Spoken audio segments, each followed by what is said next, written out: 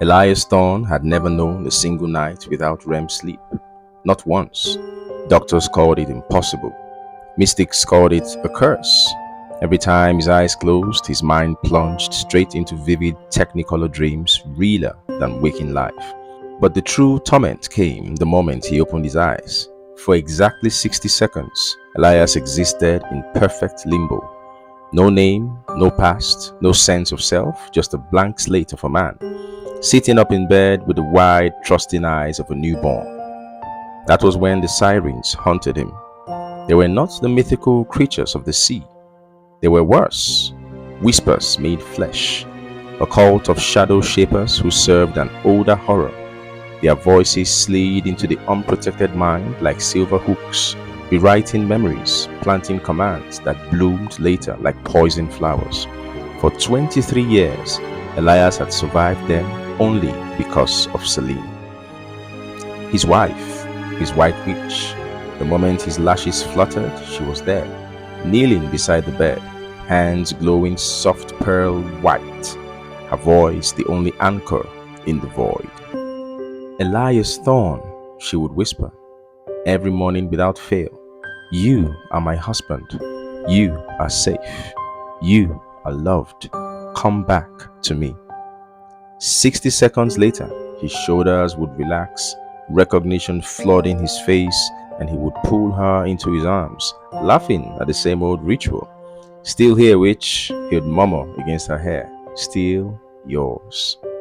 Until the morning, he wasn't. Selene had seen the warning 3 nights earlier, a vision of black wings unfolding across the sky, the prison seals cracking like thin ice.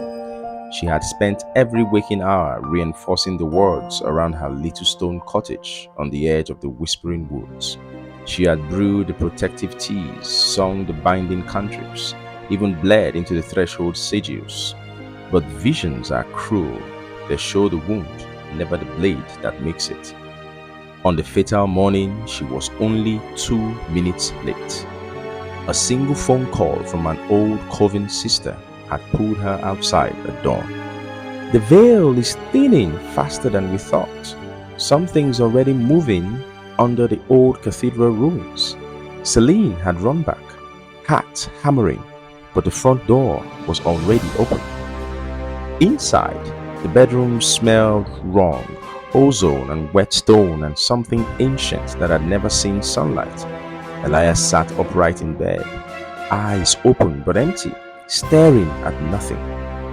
3 figures stood around him in hooded grey, faces hidden, mouths moving in perfect unison. Their voices were not loud, they were intimate, the way a lover speaks against your ear at 3 a.m. You are the key, they chanted softly. The prison of Vesperon opens only through a mind that has touched every dream at once. You will walk to the cathedral. You will place your hands upon the obsidian altar. You will speak the words we give you, and the world will be rewritten in his image. Selene's scream shattered the harmony. She hurled a lance of white fire. But the sirens had been waiting. One of them simply raised a hand and the spell dissolved into harmless sparks. They were stronger now. Vesperon's prison was already leaking power, feeding his servants. Elias stood.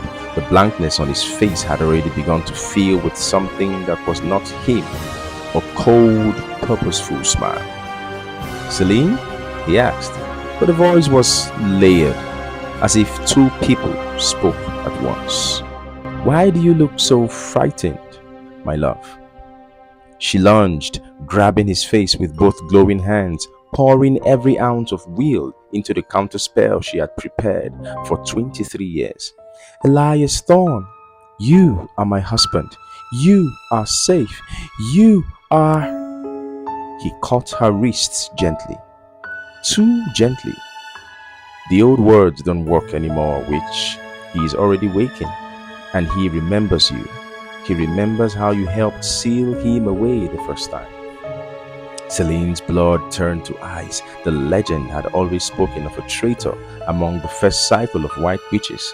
one who had loved the darkness too much to destroy it. She had never imagined the traitor's bloodline would run through her own veins, or that the prison's only key would be the man she loved more than life. There was no time for horror. Elias turned and walked out of the cottage, barefoot, still in the faded black t-shirt she had stolen from him years ago. The sirens followed like obedient shadows. Selene ran after them.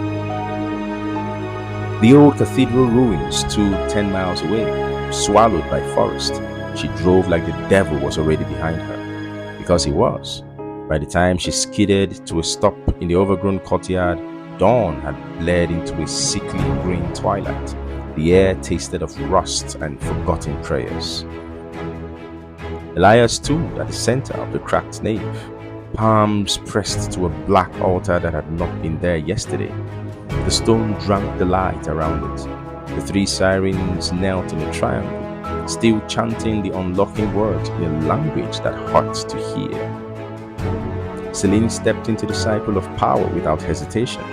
Her white magic flared, brighter than it had ever been. Desperation is the strongest catalyst. She slammed her hands against Elias's chest and spoke the binding she had sworn she would never use. I call you by every name you have ever been given in dream or waking. Elias, my heart, my home, my ridiculous man who burns toast and sings off-key in the shower, come back. For 3 heartbeats, nothing happened. Then Elias's eyes flickered. True recognition, raw terror. Selene, run! The altar cracked with a sound like breaking bones. From the fissure rose a shape of pure absence. Vesperon, the dream eater, creator of the sirens, architect of 1,000 falling walls. His voice was every nightmare Elias had ever dreamed and forgotten. Too late, little witch. The key has turned. Now I will unmake your reality and paint it with my colors. But Selene had not come alone. In the 60 seconds she had been late that morning, she had done one last thing. She had recorded her voice on Elias's phone, the same 60-second anchor she had spoken every single day for 23 years. She had set it to loop and slipped the phone into his pocket before racing after him. Now, as Vesperon reached for the world with tendrils of living shadow, the phone began to play. Elias Thorne, you are my husband. You are safe. You are loved. Come back to me. The words cut through the nightmare like moonlight through fog.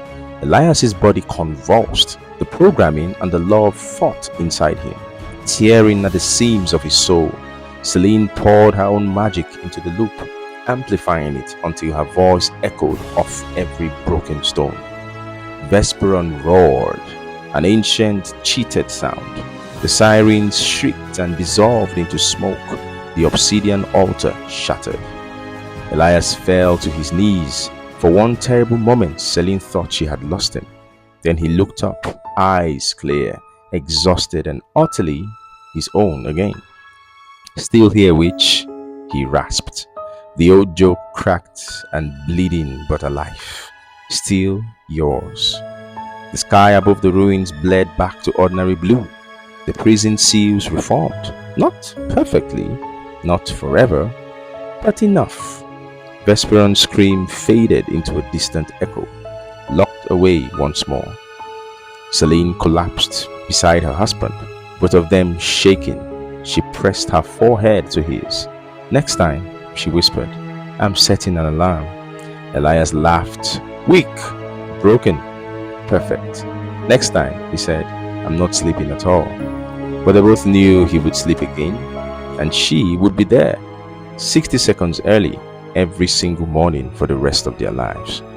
Because some keys are not meant to open doors, they are meant to keep them closed. And love, stubborn, ridiculous, toast-burning love, is the strongest word ever cast.